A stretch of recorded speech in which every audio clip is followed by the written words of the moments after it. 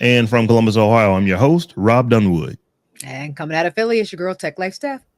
And coming out of Atlanta, this is Terrance Gaines, aka Brother Tech, aka Mr. Pesos, back from my trip to Columbia, South Carolina, Not Columbia. Columbia, South America. There's a Columbia, South Carolina, and a Columbia, South Carolina, Columbia. So I went to the farther one away to South America, and it was pretty nice trip. I would recommend. Pretty inexpensive compared to some other places you would go in the Caribbean in those areas. So definitely check it out. Got a heavy Afro-Colombian presence down there, so it was definitely nice to learn about the slaves that got dropped off first, pretty much, Right. and their experiences, which is almost damn near similar when you think of the Africans that were taken to Colombia, South America in general, but Colombia specifically, and how their independence kind of, and then later on their real independence, it kind of mirrors, African Americans. We took without getting too deep into it, we took a tour of, the main city, Cartagena in Colombia, and our tour guide, she was going through the history, talked about the African influence, and you add that with the native, the native Latin, culture, you add that into, those who colonized that area. You add that they're pretty proud of and pretty clear on how that all intertwines together. Right. But specifically, I was definitely intrigued into how, Africans were declared independent, and then furthermore, how they, not decolonized, but, kind of increased their own cultures and values, and how they did it damn near eerily similar to how, Africans in America, North America gained our independence. So I was definitely interested to hear more about their story, and proud. I took some pictures. I don't know if for all of those you had to go to my Facebook page and see some of the pictures I took. Saw your street art was There's beautiful. a lot of African Really American saw. street art, a lot of murals that, wasn't just off in this little corner, right? It was throughout the whole city. So I'll definitely make sure to take some pictures of that. So definitely knowledgeable, but also had a good time and didn't spend a whole lot of money either compared to some of the other vacations you would take. Y'all look like y'all was living y'all best life. I was gonna say some of Having a the good pictures, time. some of the pictures look like, look at all the fun I'm having while y'all back in wherever you at, just chilling. But y'all looked like you was having fun. I try not to do those. I try not to do the Instagrammable pictures, right? To where people are really like purposely like, look at me, y'all some pores. Look at me over here in these, exclusive areas doing these, never before seen pictures. I don't do those. I kind of like really just like take pictures of us like generally having fun, not the photo shoot type fun. No, that's not the point. I was literally saying this. No, you look like you was having fun while I was chilling. Y'all was living y'all best life. You just look very relaxed, and you know what I mean, just like living y'all best life, having a good time. That's all. A well-deserved break. Yeah, definitely need to take more trips. I'm not a vacation person, but at the same time, definitely as a result of this trip, definitely looking for some other trips to take more frequent versus, kind of spaced out. Me and my wife, when we go on vacation, it's like once every 3 years or for a special event or something like that. And, definitely looking forward to just taking trips just cause. Life is short, man. Gotta do it. Well, you picked a great week to be gone because as we were talking about this in the green room, there was not a whole lot of tech stories that was going on over the last week or 10 days. But we are going to do our best to get into a few of them. The first one, Stephanie, this is one I think that you and I were looking at independently of each other, but it's about 200 various school systems are suing all the social media platforms over alleged harms to their students. Why don't you go ahead and tell us a little bit about what's going on with this lawsuit, and do you think that they have any, that they'll get anything out of it? Yeah, so I mean, I'm not mad at it. So plaintiffs' lawyers are pitching school boards throughout the country to file lawsuits against social media companies on allegations that their apps cause classroom disciplinary problems and mental health issues, diverting resources from education. And they do. Nearly 200 school districts so far have joined the litigation against the parent companies of Facebook, TikTok, Snapchat, and YouTube. The suits have been consolidated in the U.S. District Court in Oakland, California, along with hundreds of suits by families alleging harms to their children from social media. So they're going to face a test later this year when a judge is expected to consider a motion by the tech companies to dismiss the cases on the grounds that the conduct allegedly causing harms is protected under Section 230. Of course, they're going to trot out Section 230 for this like they do for everything, basically. But I think even with Section 230, I think they're going to get some money out of this in the same way that they got they referenced, what was the other lawsuit? Oh, they referenced the Juul lawsuit in this article, in this Wall Street Journal article.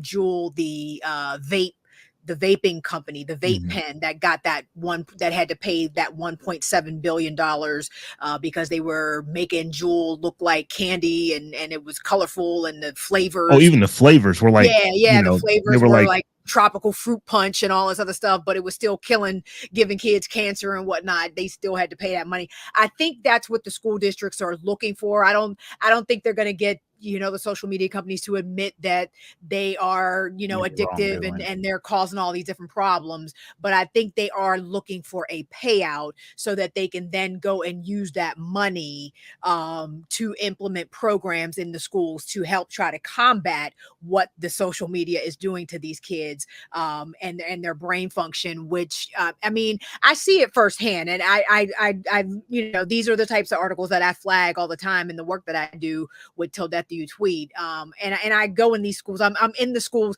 These are the school districts that bring me in and pay me, and would probably pay me out of this settlement to try to help their kids when they start having problems because of social media, and when social media becomes a disruptive force in the classroom because of the cyberbullying, because of whatever else is going on. That's when they bring me in. I go back to when I was in Idaho in April of this year. And for the first time, I mean, I always have students come up to me after my presentations and talk about, they're being bullied and they feel like this and they feel like that. This was the first time in 4 high schools. I did 4 high schools in 3 days. In 4 high schools, I had 4 different students that had just gotten out of facilities after suicide attempts. You know what I mean? And it's just like, that's crazy. It was so crazy because it could, like I said, I always have at least one that's just like, well, I've thought about it or I tried or something, but I had 4. And one of the young women, she had tried like 9 different times. Like her dad was a teacher at the school, and he was like, yeah, this is her 9th time. And she, we just don't even know what to do at this point. You know what I mean? So there's a problem.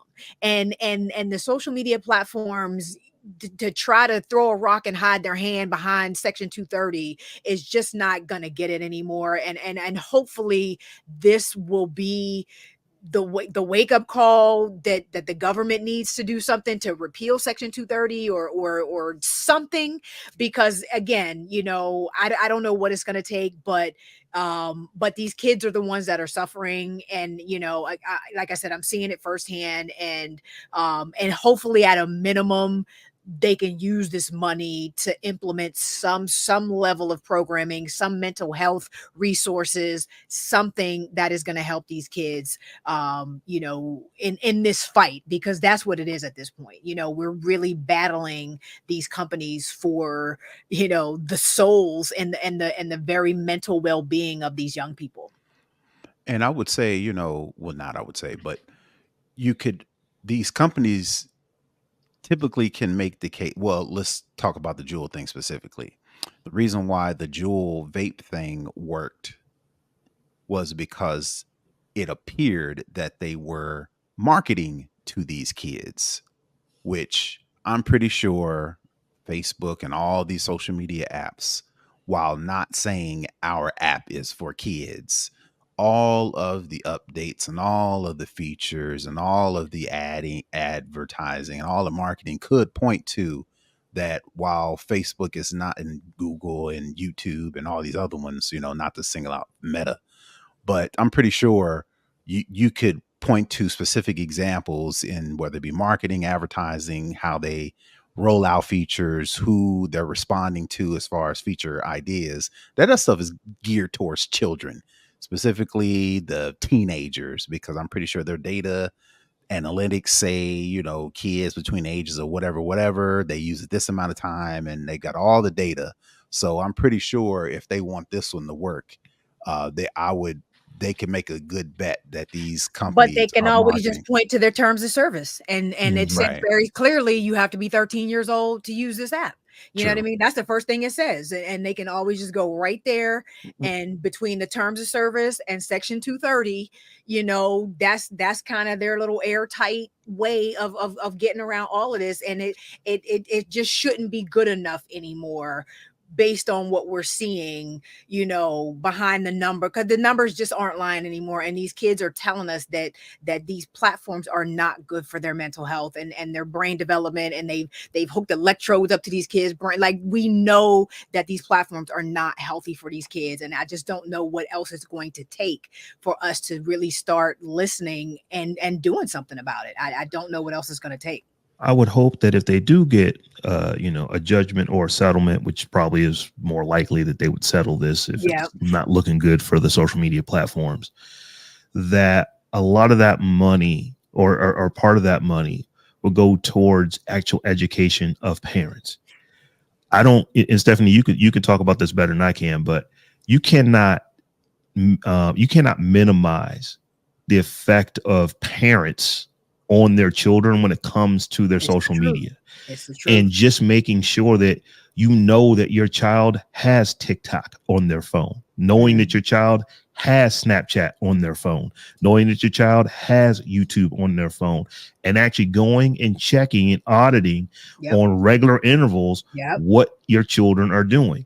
And I hear folks saying, well, isn't that an invasion of privacy? Nope. And this is my take on this. You are not private. You are not a private person. Or a private entity that does not require parental intervention until the law says that I legally am no longer responsible. It's not an invasion of privacy when you're paying for the phone. Exactly. And I try to and you hit the nail on the head, because I talk to parents too, and it gets so frustrating when I have the conversations with the parent. The kids get it. You know what I mean? When I've found a conversation that I can have with kids that helps them understand. But it is so frustrating when I talk to the parents, because they want a magic bullet. They want me to tell them something that is going to make it all okay, and absolve them of the work of being a parent. And I'm just like, there's nothing I can tell you that's going to make you not have to get on that phone with that kid and look at what they're doing on that phone. There's nothing I can tell you that's going to make you not have to look and understand what Twitch is and what Discord is and what TikTok is. You are going to have to learn about what these apps are and what your kid is doing on these apps, and not just what they're doing. What type of person are they when they're on these apps? Because some of your kids could be some of the nicest kids, but they get on these things and turn into a demon. Yes. And it's just like, and you got to have them conversations over and over and over and over and over again. And it is just what it is. It has added a whole nother layer to what it means to be a parent in 2023, but it is what it is. I hate to add another piece of work to your plate, but it is what it is, and you got to do it if you want if you want to raise a healthy child in this day and age. this is what it requires. And parents really, a lot of them are really burying their heads in the sand as it relates to this. They hand their kid a phone at like 8 and 9 and 10 years old, and that's it. There's never a conversation that's had. There's never any sort of digital literacy, education that's had. They think the school is going to do it. The school thinks the parents doing it. Nobody's doing it. The kid is just on their phone, and the whole internet is at their fingertips, and it's just, and the kid is just out here on their own. No, when you're handing your child, especially these young ones, 6, 7, 8, 9 years old, young, a phone, it's like you're handing them a drill. There's a good chance that they won't hurt themselves if you hand them a drill. Maybe they've actually watched you. There's a good chance that they won't. But there's a good chance that they're going to do some real damage with a drill if you do not show them how to use the drill. I've heard somebody talking about this. They said it's like this. You would never not teach your child if you live on a busy street and don't have a fence. You would never not teach your child from a very young age to not walk out into the street.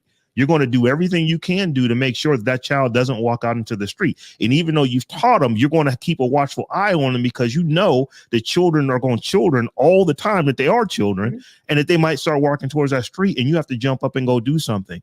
It is no different with a cell phone, where you're not necessarily concerned, at least initially, with physical damage happening to your child, but there's so much mental stuff that can happen to your child. It's like these things, social media is physical too, because it can turn into that, but it is very, very, the opportunity for bad things to happen are there, and you have to mitigate that as a parent. So 46% of young girls have been contacted by a stranger online in a way that made them uncomfortable. 46, almost half. And there's probably girls that were scared to even admit that has happened. So I would argue that number is probably 1.5 times that. Oh, so easily. So it's just like the threat is real, and it's just, we got to do better. We got to do better. So, y'all, I don't know if you have been paying attention to your emails for all your streaming services, but it seems like everybody decided that we're going to start charging more for everything all at the same time. So I'm looking at this. This is how I wrote this. I said streaming services to consumers. Yesterday's price is not today's price, because Netflix has decided to get rid of their $10 basic ad-free plan, both here in the US and the UK. And then I was like, oh, wait a minute. YouTube Premium is increasing their price from by $2 up to $13.99. So if you don't want ads, you giving them $14 a month to not have ads on YouTube. And it's like, oh, wait a minute. Spotify and YouTube Music both are raising their prices by $1. So a lot of times when we're talking about streaming, we literally are talking about just the Netflixes of the world and the Paramount Pluses of the world, but the music ones as well. These prices I don't all going up, and they're getting ridiculously expensive. And I know, Steph, you still have cable. Mm-hmm. And I don't have any. I already have the $15.99 Netflix. And I don't have any of these. I have Apple Music, so none of this applies to me. So I'm just like, okay. But the reason I make that point, you have cable, because it is actually in a lot of ways becoming less expensive to have cable. Oh, it's way less expensive than it is to have all of these streaming services. With everything else I have, well, I won't say everything else, because I mean, like I said, I share some stuff. But yeah, cable's mad cheap. Cable is mad cheap. The only thing is I am still paying for HBO in my cable, which kind of works out, because I would probably, if I wasn't paying for HBO as an add-on, I probably would be paying for HBO Max or Max, I guess it's just called Max now, as an add-on, individually, because I do like Max. So I guess it kind of works out, in the end. So yeah. Here's a question for you, because I don't know this, and I might be putting you on the spot, but through your cable company, do you get some level of Max? Or did they get rid of that when they went from HBO Max to Max? Because I know that when I actually had cable, the way I got HBO Max was that I would log into my cable subscriber. Yeah, I get Max because I have HBO through my cable. Yeah. Terrance, I don't know where you are on this, but I am strongly contemplating going back to basic cable just because it's so much less expensive than I have Hulu Plus, I believe right now. It's significantly less expensive than that. So I'm potentially thinking about going back because it probably saves me $30 a month. Well, it depends on what you're trying to do. Are you just trying to flip through channels like your regular basic cable channels, or are you trying to get the extra stuff some of these things offer? Like you mentioned Hulu Plus, they've got shows that aren't on regular television that are streaming on Hulu. Same thing with Netflix, same thing with Max, so on and so forth. In my opinion, all of these services are going up in price because they know they got us. So the question ain't what's the cheapest, in my opinion. The question is, are we going to stop watching less stuff?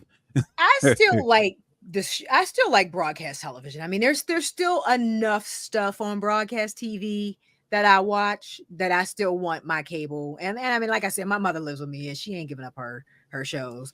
Although I will say, and she pays for it, she just signed up for BritBox because she loves BritBox. And literally that's all she watches now. So I'm like, we might be able to get rid of our cable. Right. So the only way switching back to cable would work is if you switch back to cable and cut all this other stuff off. You cut off Netflix. But you can't cut off, but I can't quit none of it. Because they got us. They got us. That's why they can run these prices up. Because they know we ain't going back. What they'll do is we will pick and choose. But what we'll do is we'll cut back the cable and be like, oh, cable's cheaper now. Let me sign up for this thing and then this thing. And then you're right back up where you started when you went back down to cable. Yep. I can't even imagine. I don't even want to look at what I'm paying in subscriptions right now because I know it's ridiculous. Ignorance is bliss. I know it is. It really is. I'm just like, just take my money. Just take my money, honestly. But then again, let me see. I got. Like I said, my Max is with my cable, and the cable and the internet. Like I said, I look at the cable as negligible because my internet bill is high AF. Well, that's how they're getting you now. Right. And that's how they get you. The cable is like an add-on to the internet. And I need, need the internet. So you're just getting the cable as a bonus with the internet. So I don't even kind of count the cable. The Max is the add-on with the cable, which is an add-on to the internet. So we don't even count that. And then I have Netflix and I have Apple TV, but I have Apple One. So I have all of it. I have Apple News, Apple Fitness, Apple Music. And then I think that's it because I'm using someone else's Disney and Hulu. And the world sees this podcast. You probably want to say allegedly. I'm allegedly. It ain't allegedly if it's true. I'm allegedly. And then someone else's Peacock. So yeah, I'm really only paying for Netflix. So for me, so there you go. So I'm actually not paying that much. I don't feel so bad now. So for me, I have my internet package, but they keep hitting me with these. You can get basic cable for like an additional $19.99 a month. Basic cable is going to get me all the channels that I get with Hulu, Hulu Plus, or whatever Hulu's TV services, whatever that is. I can't even think of the name of it. I will get all of those channels plus some. Now, of course, I won't get the HBOs and the Showtimes and all that. Those will be add-on packages, but I don't have those right now. But with Hulu, there are some shows that stream specifically to Hulu that ain't on broadcast. But here's the thing, though. I don't know that I would completely get rid of Hulu. I think I would just get rid of Hulu, Hulu TV plus live sports, whatever that is. So I would take it down from like $60 a month to like $15 or $17 a month. So that's still, if I were to do that, it would actually save me money over what I'm paying for cable. And then I don't think you would take that difference and you dump it in something else. Yeah, and Rob would like get Paramount for 2 days to watch the Star Trek and get rid of it and then get something else for 2 days. They got us, dog. They got us. You know what they're doing now? Stop these prices from going up is stop watching stuff. And then we all have Prime, of course, because we got because everybody got Amazon. So yeah, it's crazy. And their prices go up every year, seemingly. Every year, yeah. So this is how they're getting us now. They're doing they'll release half the season and then have a break and then release the second half of the season. So for me, what I would always do for like who was the last one I did? Peacock was the last one that got me. It's like, okay, well, I'm only really watching this one show. So I'm just going to wait to the end of the show. And then I'm going to subscribe, get it for like, for that month. And then when I'm done binge watching, then I'm done. But it's like, I did that. It's like, oh, wait a minute. There's like part 2 of season 1 that comes out the following month. So that's like, oh, y'all got me again. The mid-season break. Yeah, they started doing that on broadcast TV, which was annoying. And I'm just like, come on, man, just release the episode. So here's the other part of this. Want to come back, as Chris Rock says. Here's the other part of this, and I want to get both of y'all's take on this. Do you think that the streaming services are ultimately going to have to consolidate? Because I believe one of the reasons why because they want to make all the money, but also because they have to pay for the production of all of these shows. Now they're not paying that right now because production is all but shut down for pretty much everyone because of these strikes that we're in. But the content that these streaming services put out is not inexpensive. And then they're all trying to do their own thing. So they're competing with each other. And we've already seen the Max that was HBO and Discovery that have become one thing. Do you see more consolidation in this industry? Because there's a lot of streaming services out there. And I mean, even though there's quite a few shows on Apple TV that I would like to watch, I just don't know that I'm wanting to go and spend, more money. Now, when Foundation comes out, I'm probably going to, because I really like that show. That is the one show that would make me do it. But it's just like there's so many of these streaming services. Do you think that they're ultimately going to have to consolidate because they're just competing against each other? I think content's infinite, man. I think there's just always going to be enough content out there forever. And there's enough of us paying for it. They're only going to have to consolidate if we stop paying. If viewership goes down. When viewership goes down, then they'll start thinking about consolidating. But we pay for it. It's only $7. It's only $5. It's only $10. It's only $15. And before you know it, like you said, Stephanie, not to use you as an example, you just don't even look at the bill. You just set up the auto pay and go on about your business. I mean, I think some will, I think some of them will fall off, just because it sometimes it's just not sustainable. But content is content. It's just like, the suckers will shake out, but content is content. Content is king. Content is content. As long as they raise the price, they're going to lose people. But as long as the what they make off the price hike offsets what they make. I thought it was interesting though that Netflix would get rid of the $10 tier right after they cracked down on the password sharing, though, because that kind of seems a little bit counterintuitive that you would get rid of a very cost-effective tier that more people would probably gravitate towards. Those people that were rolling off of other people's accounts, that would be that would be the likely place that they would want to sign up at. So not giving them that option just seems a little counterintuitive to me, though. Well, I think here's what's happening with Netflix. This password crackdown that they have done has worked better than I think they even imagined that it would.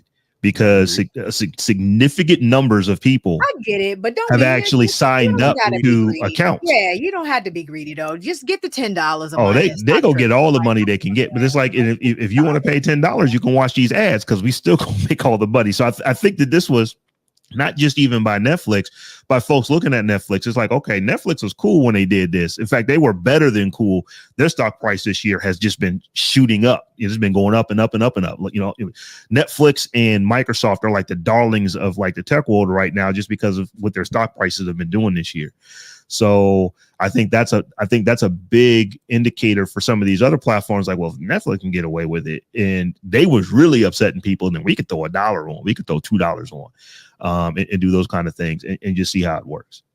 But like I said, that yesterday's price is not today's price. These things are getting more, and how did my daughter say? They're getting expensiver and expensiver. So y'all, this past week, there is a tech conference called Black Tech Week. It actually is just up the road from me, or I should say down the road from me in Cincinnati. And I had some other stuff going on, or I would have probably, tried to drive down and check it out. But when you think of Black Tech Week, it was, I think they said over 3,000 attendees. They had over 100 speakers. And 100 not keynotes, but just people speaking and doing seminars and stuff that you would do at a big tech conference. But the thing that caught my eye was that they actually had a cipher. They had a rap battle between actual artists, actual rappers, and AI. And I'm sitting here, I'm looking at this, and I'm like, this how good is AI? So unfortunately, I was not able to find a video of the thing that actually happened in Cincinnati, but the same company, I believe the gentleman who was doing the speaking at Black Tech Week last month, he actually did a video for one of the companies that he's co-founder of, which is called rapverse.ai. And what they have done is they've literally created an AI bot that will listen to what you say and instantaneously go back at you. So, I linked to the video. I think, Steph, you took a look at it.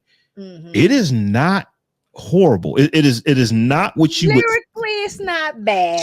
And fun fact, Hush Flemings was, I don't know if you guys remember way back when Angela Benton was doing the CNN documentary with those founders. Mm-hmm. Hush Fleming was one of the guys that made it into that house with the what was it called? New Me. The New Me Accelerator. Yeah. Hush Flemings was one of the guys that made it into that. Yeah, he's also the CEO of and the founder of Rebrand Cities, which I think that might have been what he was working on. He's an entrepreneur. He does all kind of stuff. Been in the game for a minute, right? It was, like lyrically, like it kind of was, the flow wasn't there, obviously. So, but lyrically. It didn't suck. I was more mad at the rappers they chose. I was like, y'all couldn't find nobody that had better skills than these three. They did not get Lil Wayne or Drake. Really got better rappers than these three. I'm sorry, no disrespect to those three rappers. Well, yeah, it was disrespect to those three rappers because those three rappers weren't trash, but they weren't great. But I'm like, y'all could have found three better rappers than these three. But I wasn't mad at the AI. I wasn't mad at the AI. I wasn't mad that it was a brother that did this whole thing. But I just couldn't help but wonder, like, where was this going? You know what I mean? Yeah, that's what I was going to ask. And how was this going to get co-opted? And how quickly would this be taken out of Black folks' hands and put into the hands of the mainstream and monetized by the mainstream? Like it always tends to do.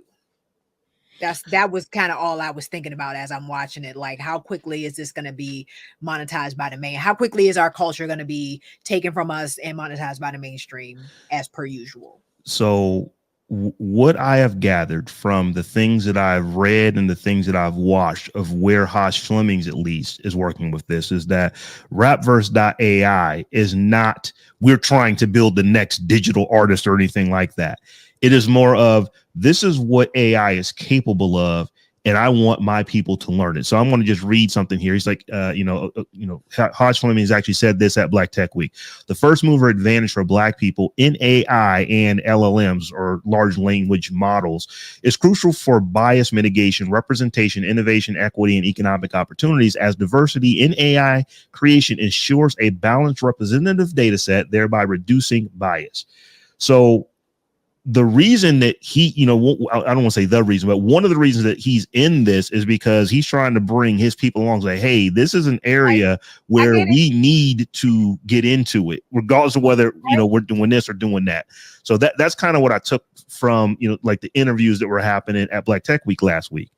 But as you were saying, Stephanie, it's like lyrically, it was kind of trash what the AI was doing. But when you actually, or I should say artistically, it was kind of trash because it sounded like a robot who was basically modeled after, a Bruz, he sounded blackish, but it was not going to be in the flow of what an actual artist would be able to do. But what it was saying and how quickly it was able to, to combat and use what the rappers were saying to it in response is that's actually it was impressive. Yeah, that's impressive. It was definitely impressive. But yeah, like I said, I mean, I read the piece and what he was talking about trying to be a first mover, but and I hate to be a pessimist about this, because but we know how under-resourced Black businesses always are, and first movers. I just see the potential for somebody better resources with deeper pockets and deeper pockets to swoop in and gobble this company up and come out with some bullshit and then I don't know. I don't know. I just really I'm just kind of like I don't want to be a pessimist about this, but I got a bad feeling about it. Terrance, I want to get where you are because when AI first came out, and I'm not gonna put words in your mouth, but I don't think you were like, oh, I need to go dive into that. I think maybe your thinking was, let me see if this is going to be a fad or if it's going to stick and become something else. And then at some point, maybe I'll get into it. Have you changed any of your thoughts? Just not about a rap battle, with an AI bot, but just AI in general with just, it is the story of this year as far as tech is concerned, since ChatGPT 3 came out last year. This is all, this has been dominating tech news pretty much every week. Have you changed your opinions or thoughts of where you think AI is going? Well, no. AI, I mean, it's here, I guess the only thing I would say is maybe what changed is, maybe my idea toward all is just being a fad and we'll move on to something else.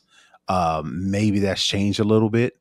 I can see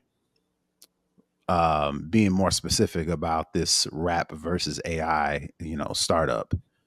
I mean, it's very clear, kind of like what they're trying to imitate is the chess masters versus the computer, right? Mm-hmm. He's got these chess masters, and they kind of mentioned this guy Gary Kasparov, in their classic human versus machine competition when it comes to chess.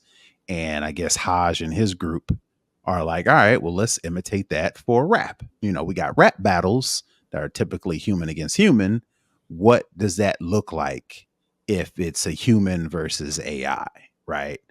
Is it equal? Is it on par?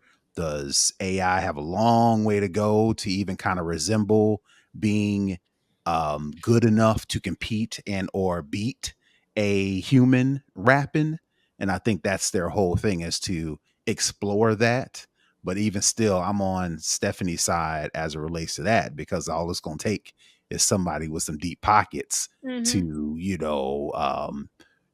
have them, either sell this or buy this, or have another company with a bunch of money, if not go after them directly, make a competing product, and then boom, off to races. And then what does that mean? Does that mean, are they going to move forward and create a fake rapper now that it's got all this? Didn't we just talk about this 3 months ago with FM Mecca? Yeah, right. So like, here we go.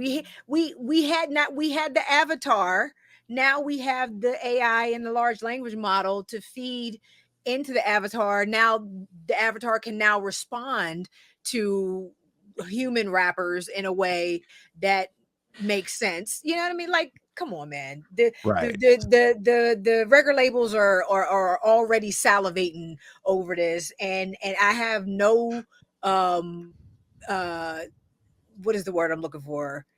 No hope that Haj or anybody else would not sell this, technology to the highest bidder. And that's no shade or against him. Because that's what people Like, do. get that bag. That's what people do. That's what you do. Exactly. Because that's what you do.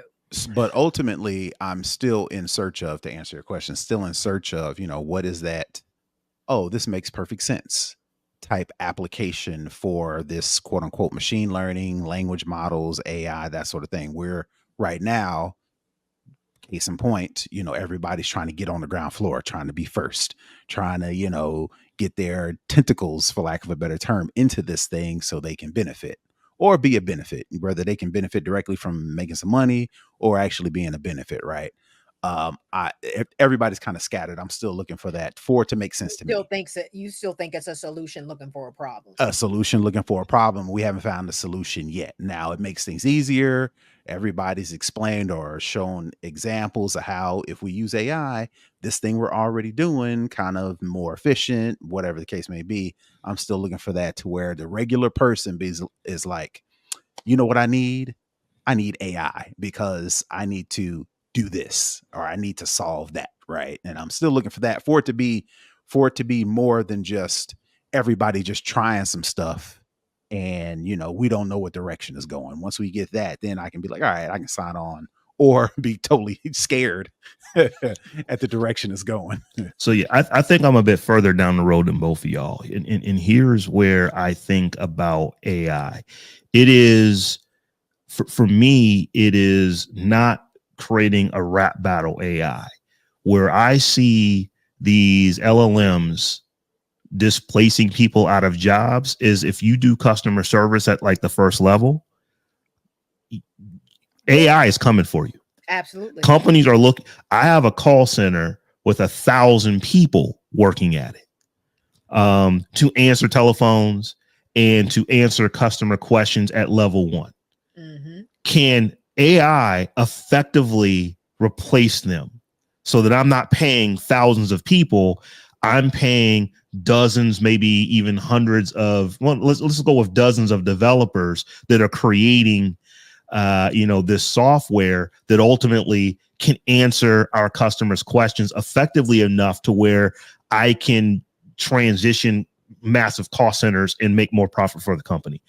That's where I think AI is going, and why probably people should pay a little bit of attention to it, because companies are paying a lot of attention to it. Companies that employ lots of people believe that AI is going to give them a competitive advantage over their competitors that are not looking at it.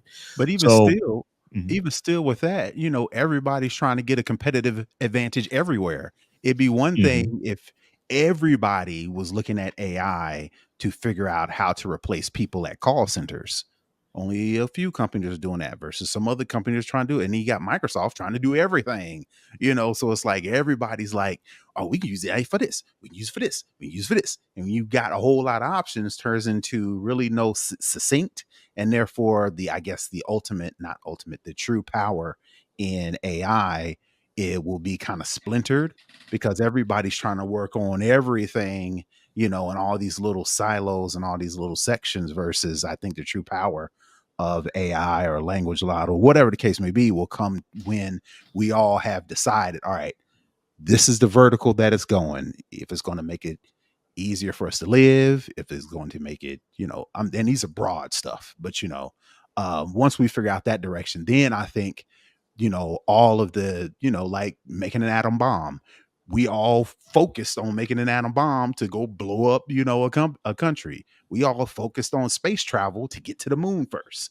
We all focused on the internet, I'm looking for that kind of, we all coming together trying to figure out, solve this one thing. Well, it'll be interesting to see when it boomerangs back around to we actually need humans to do the shit for us, because right now we are in that space where, and I'm guilty of it myself, because I went on I've been using ChatGPT for a lot of shit, just to enhance, not to do, because the way my type A is set up, I'm not relinquishing you need to control. touch it for it to be right. Yeah, I'm not relinquishing complete control to nothing, to do everything for me. But I've definitely been using ChatGPT to judge some stuff that I've written. But I also used a application called SoundRaw. last week to generate some music for me, some background music. Yo, that shit was fire. I was like, background music is while you're doing something, or background music for a for video. production? I edited a video. The video's up on my Instagram right now. It's the latest video, but I edited a video, and I needed video that I could own the rights to, that was not That's known copyright. anywhere else, Mhm. copyrighted anywhere else. But I'm like, I literally went on there. I was like, I needed to be happy and upbeat, technology focused, funny and weird, 3 minutes long, like literally just pushed all of it. And 15 seconds later, I had 40 options, and I just listened, and I was like, that one, and downloaded it. And I was like, boy, oh boy, this AI thing might actually work. Oh boy, look, we done lost another one. She done got. Listen, She done got. But that's the thing. I was not mad at it at all. However, and I'm starting to see too, my TikTok feed is starting to get real specific about, the AI bros who are basically like, this is how you can get paid. The Forex bros are gone. The AI bros are now here. And the one guy, I just watched the video. He was like, I went to Midjourney and I had Midjourney create me a clothing line, a men's athletic apparel clothing line that was black and gray. They did the logo. It created the logo for me. I had them do all of this. And then I went to this AI website creator. It created the whole website. And then I went in ChatGPT did all of the copy for the website. It did the shopping page. It did the about me page. It did, and now I did that and then I had to judge all the SEO, and then I had to do all so basically it did all of the work for him to create this website and literally start selling the product for him.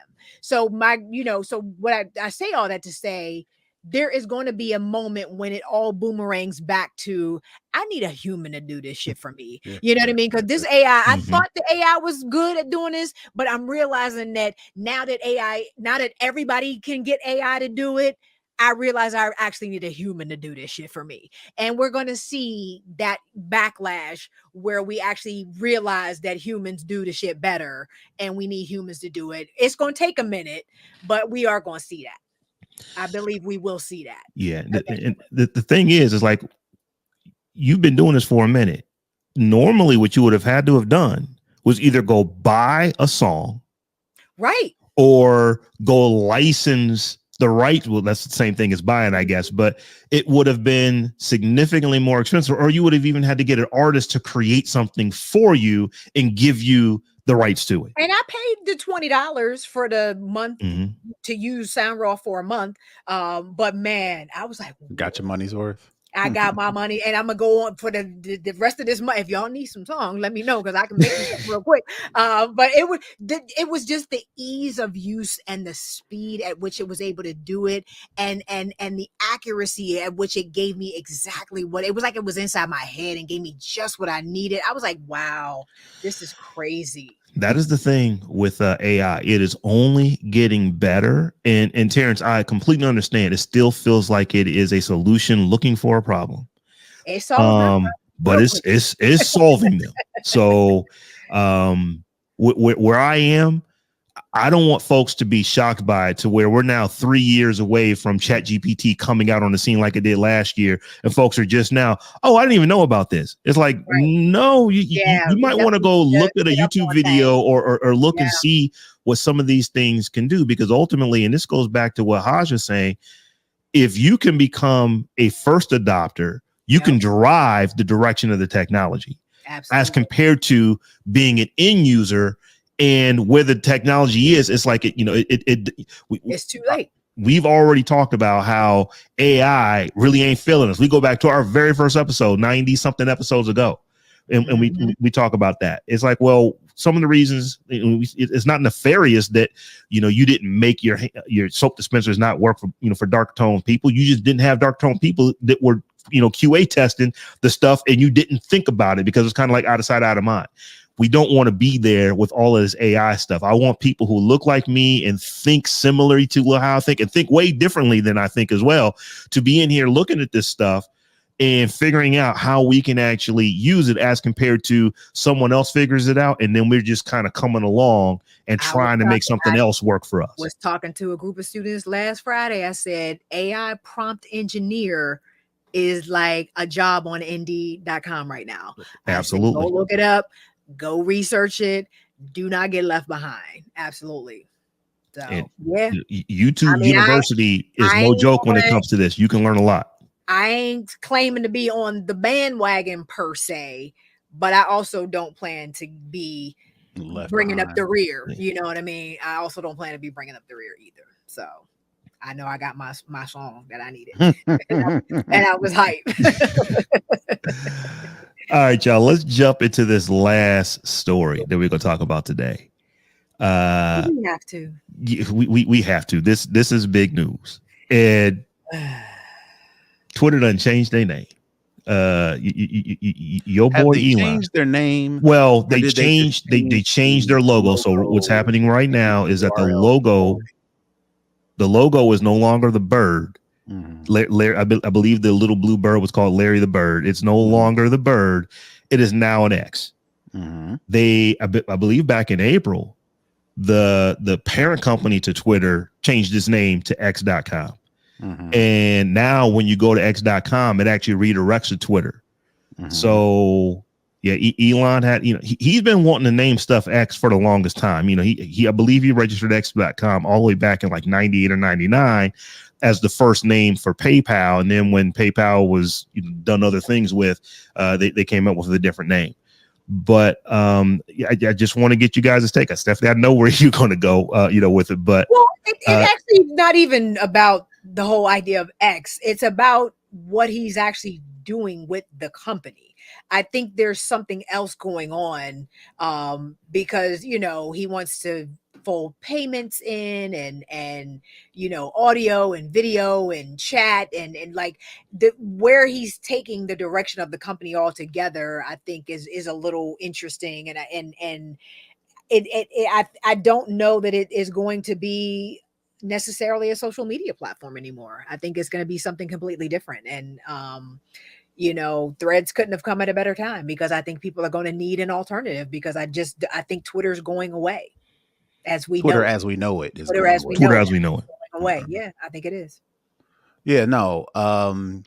Which makes perfect sense for the predicament that Elon Musk has found himself in as a result of buying Twitter. He has to grow it. He has to make it different. He has to add new stuff. He has to roll it into something else for it to not just be this all-in-one app, but for it to be a profitable all-in-one app. So he has to roll in, not roll in.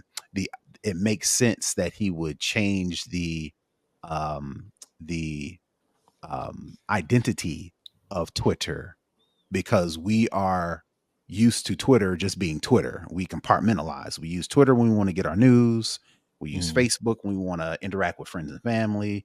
We use Instagram and TikTok when we want to find out the current stuff as far as what's going on with the culture, or you're trying to be an influencer, trying to make some money, that sort of thing. We've kind of compartmentalized our social media apps, and I think because we've done so, Twitter is just this news thing, and that ain't working, right? So he's like, all right, well, how do we change? We got to roll these other things in, but will people pick up on it that we've turned into a banking app? Will people recognize that we've turned into a micro blogging site? Will people recognize that we've done this and that and the third if it's Twitter? So let's change the identity. So new people, different people, we add more stuff. It's not related to, Twitter's trying to be a this now. Well, it ain't Twitter no more, technically. So we can kind of branch out. Yeah, I've been saying this for the last couple of weeks. I don't think Twitter is what Twitter to me has already changed.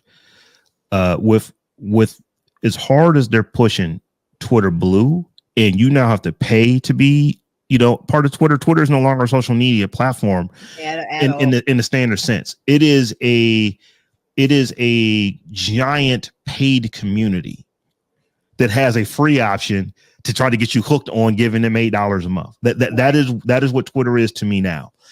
Well, and how many people are paying for it? I mean, oh, how not many nearly, people not are nearly enough. It right? is a rounding error. So So you have to give the people who are using it for free something that they'll say, "Oh, I'll pay for that." And if but the problem is he keeps trying to take stuff away to make right, people pay, which is why now right, you got the DMs limit. yeah, He's limiting the DMs now, and he keeps trying to take more stuff away mhm. to make people that are still there, Fork over go. the money. Yeah. And I'm just like, all you doing is just driving people away. You're not gonna make people pay. Like, you keep Right. trying to strong arm folks like some kind of mob boss or no, something, and I'm just like, that ain't gonna work. the Right. There's hardest other thing options for people to go to. the hardest thing to do on the internet is to charge people something that you previously gave them for free. Yeah, You've given me I gave you my data, and you gave me this this beautiful ability to connect to anyone on earth almost instantaneously. And I'm still giving you my data, but now you want my money. It's like, on top no, of I'd that. rather Right, go somewhere and do something else. So right. so that is a problem. And I'm not one of these folks that so I don't want to say that I'm indifferent on Elon Musk. I generally don't like him because of the stuff that he has done to, he is the head of Tesla. There's a whole lot of racial stuff that goes on at Tesla that we've talked about. When this show is not about that, but we've talked about many of them. You can go back in our catalogs and look and see the probably half a dozen shows where we've talked about stuff that I don't like Elon because he allows us to go on in this company. But that being said, I'm not going to say I don't think the dude is an idiot. I don't think that he's just a stone cold fool that he was lucky with PayPal, and then he got lucky with Tesla, and then he got lucky with SpaceX. He has some level of skill. I think that many people think that it is way more than he actually has, but he's not a moron running these companies. I also am not an Elon bro that thinks that just because he's had hits with Tesla, he doesn't run Tesla. I mean, he's a CEO of Tesla, but he really ain't running Tesla. What he's found is a COO that literally is running the day-to-day operations of that company and does not care that Elon gets all the credit.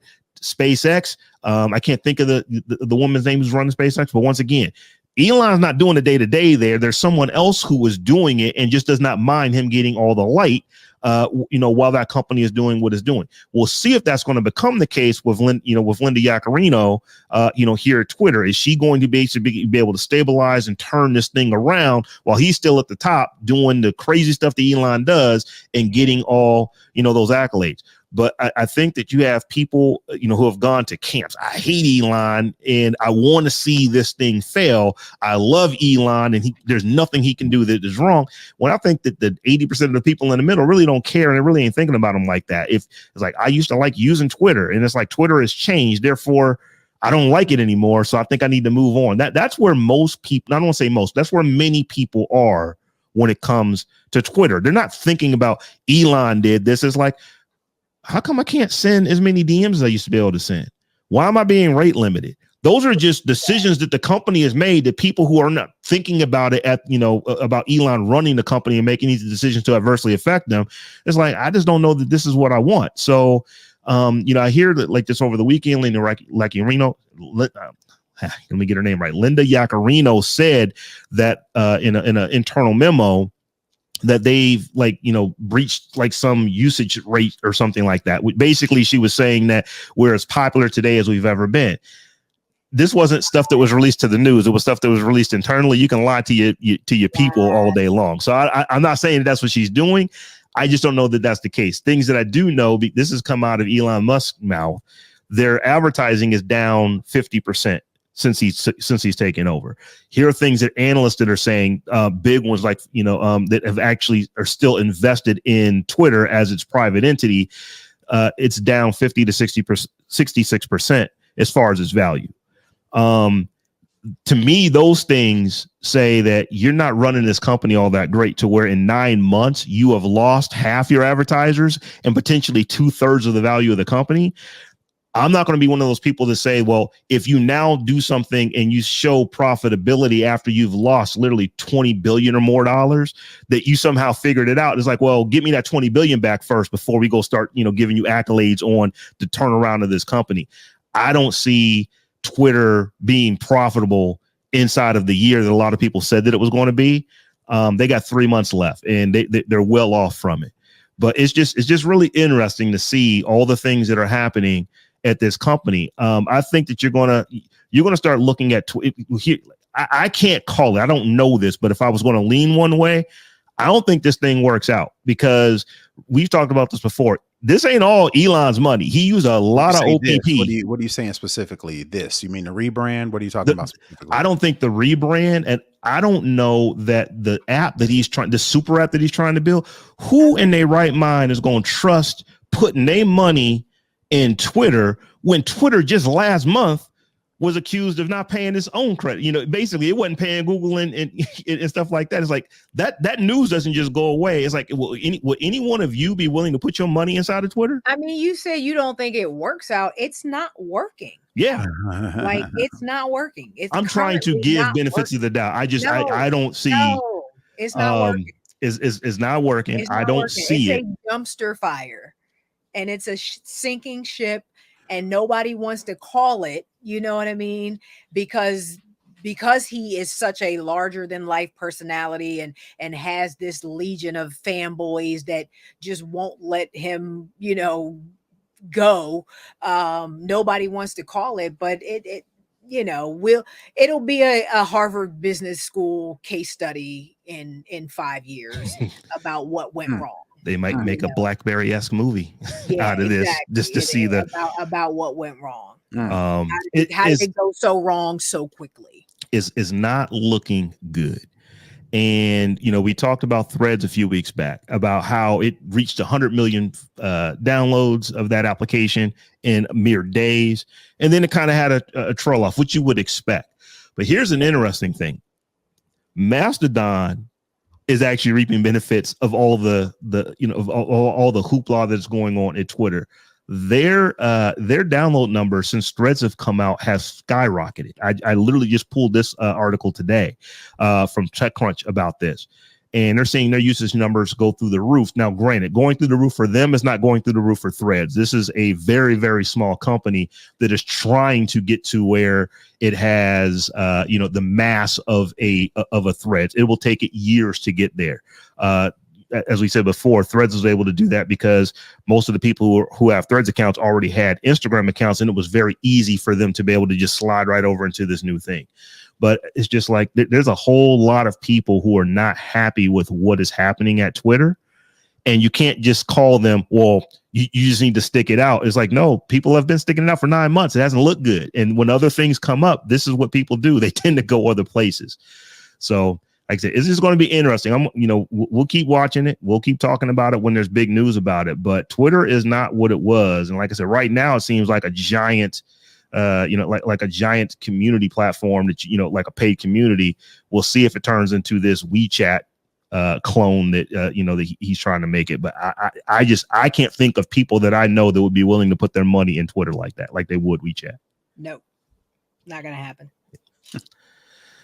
So, y'all, we are right at the top of the hour. We don't have any new patrons this week, but I will say that if you would like to become a patron, if you would like to support the Tech Jawn, head over to patreon.com/the Tech Jawn, where we have multiple tiers, any one of which gets you access to our live stream and after party. And several of those tiers actually get you access to a ad-free stream. So you can listen to the audio version of the show without having to listen to any ads if you, pick the right tier. But we appreciate any one of those tiers that you would join up to. They actually help us do what we do and bring this tech to you the way that we bring it to you weekly. So with that being said, Stephanie, why don't you go ahead and tell the folks how they can get at you? You can find me all around the web at TechLifeSteph, and check out StephanieHumphrey.com. And you can find me all over the internet at Brother Tech. That's BROTHATECH. And you can find me on all things at Robb Dunewood, and you can find us at the Tech Jawn on all things. So until we meet again in a week's time, peace. Peace.